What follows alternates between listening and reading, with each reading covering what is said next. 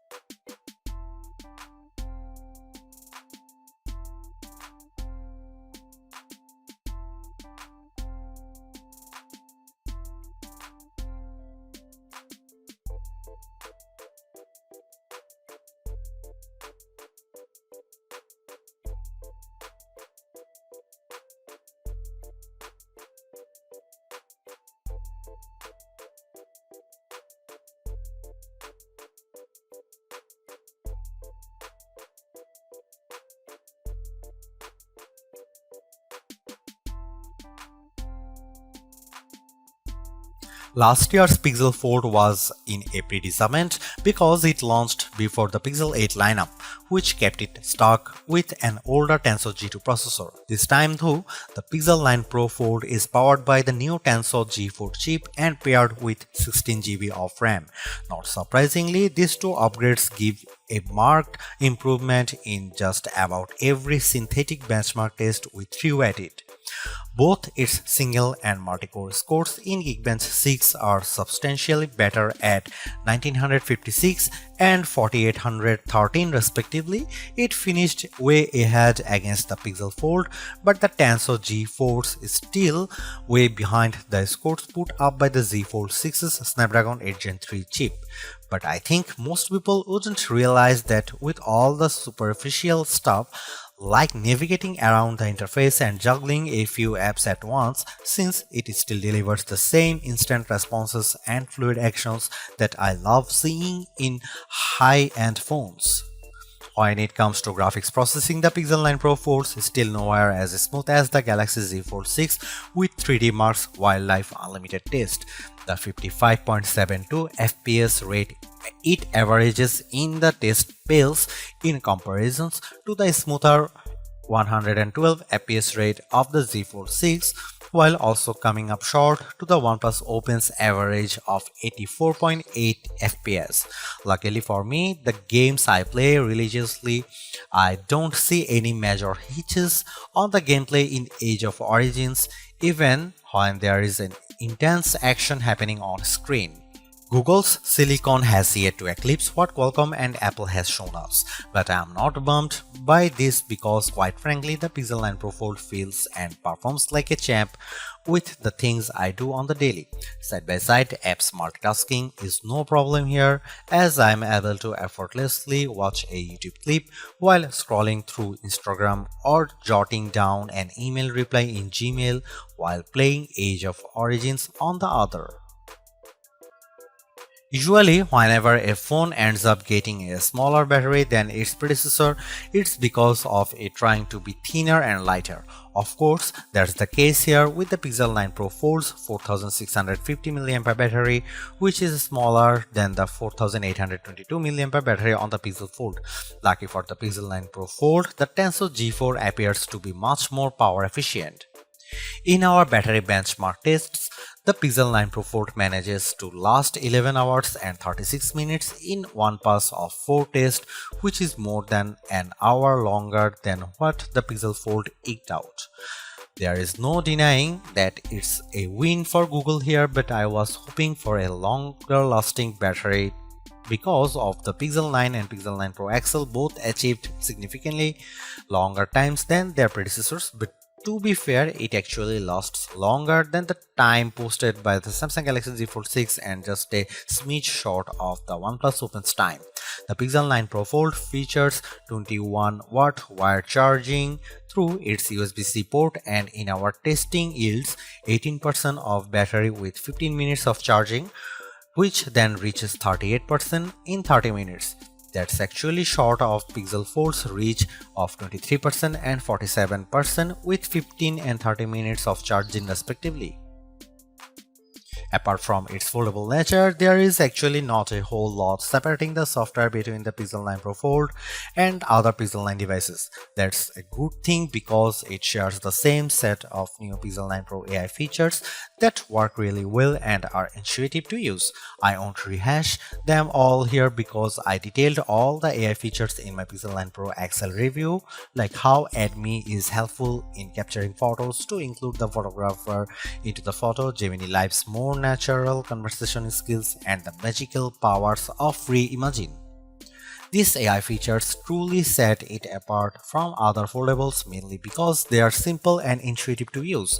There's also more focus around generative AI and how it changes up the way I edit photos. For example, Pixel Studio lets me create custom images all through descriptions I provide in a text prompt. There is also the Reimagine feature that's part of Magic Editor, which realistically adds adds new elements to my photos by simply describing what I want. And finally, I love how the call notes makes it a breeze for me to remember what went on with phone calls because it transcribes and summarizes them for me. Quite frankly, the AI features are what makes the Pixel 9 Pro Fold special among foldable phones. However, I am curious if Google will ultimately roll out these new AI features to the Pixel Fold. Samsung did exactly this a few short months after the launch of its Galaxy S24 phones by bringing its Galaxy AI features to the Galaxy S23. What I'm actually surprised most about is by how little Google has done to improve the experience for being a foldable phone. On one hand, there is still side-by-side apps multitasking that works nicely, including the ability to perform drop and drag actions like attaching a photo from Google Photos to an email I am writing in Gmail. There are still anomalies with certain apps, especially when I start an app with outer screen and then decide to use them with the inner screen, like how some games still need to be refreshed in order to work properly. But this isn't just a Pixel 9 Pro Fold problem. There is also no movement to how it multitasks with its main display, which is still done by bringing up the taskbar by swiping from the bottom edge of the screen. Even though it's helpful to have side-by-side apps, I wish it copied the Open Canvas feature that the OnePlus Open offers to dynamically arrange up to 3 apps simultaneously. Sure, not everyone will need to juggle 3 apps, but it's handy for those situations. My problem with the Pixel 9 Pro Fold is that it's unable to store multiple side-by-side apps in memory, which limits its productivity. Furthermore, there is also not much movement in leveraging tent mode to optimize apps when it's folded halfway. Some of the native apps works in this mode like YouTube and the camera app, but I have yet to come across any third-party app that's optimized for it. Again, it's not just a Pixel 9 Pro Fold problem, it's an Android thing. Apart from that, the software doesn't differ all that much from the Pixel 9 Pro and 9 Pro Fold. This includes a year's worth of Gemini Live, the updated video boost mode, pro controls with the camera, and even all the same AI features. The only exclusive feature is the Made You Look feature. It's also launching with Android 14 instead of Android 15, but still gets the same 7 years of major software and security updates. Seriously, this is exactly what the original Google Fold should have been from the start, because the Pixel 9 Pro Fold is much more polished in every way. Its new redesign makes it look and feel like a more modern foldable, but I was expecting so much more to justify at $1,799 cost. All of the new AI features certainly elevate its worth, but it would have been much more satisfying to see it getting more exclusive features just to give it a bit of distinction over the slate Pixel 9 Pro models. I am also disappointed that the camera upgrades are minimal at best and how the overall software experience doesn't change all the much functionality. Google addresses many of the shortcomings of the original, but the bar has been set higher by other foldables like the OnePlus Open and Samsung Galaxy Z Fold 6. Needless to say, it's much better than its predecessor, but it still comes up short of matching the value that its contemporaries offer.